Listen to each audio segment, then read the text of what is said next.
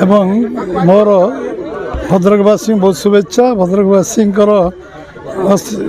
माने निरविच्छिन्न संग्राम कारण आज ओडिशार परिवर्तन होती, भद्रक परिवर्तन होती।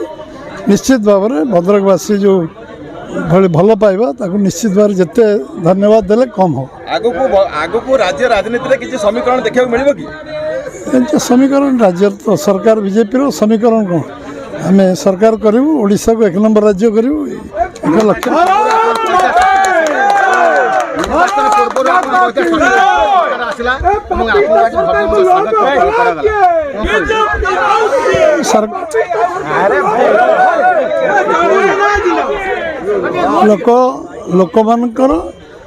लोक माने परिवर्तन चाहूले लोक मान कारण परिवर्तन होती। आम दलीय कार्यकर्ता कठिन परिश्रम कारण परिवर्तन होती।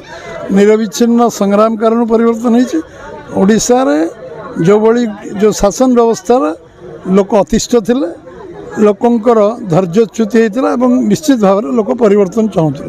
तो उत्साहित देखुं ना कि भद्रकवासी सभापति होगापर अद्भुत उत्साहित संबर्धना दिया प्रति प्रकार उत्साह कहली ना उत्साहित अच्छा सारा ओडिशार लोक उत्साहित अच्छा भद्रक लोक उत्साहित हवा तो स्वाभाविक अच्छे।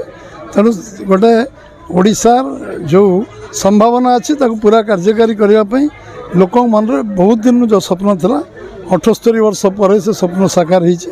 बीजेपी एकाकी सरकार होती एवं बीजेपी सरकार वर्षे भीतर जो काम ऐतिहासिक पदक्षेप नहीं 5 वर्षर काम को गोटे वर्ष भीतर सारे जो उद्यम कर धन्यवाद पात्र एवं ओडिशा सरकार आउ जी काम अच्छी ए वर्ष समाप्त कर सब काम आउे ओडिशार विकास को त्वरान्वित कर अग्राधिकार भितर ओडिशार जो संभावना को पूरा करेंगे।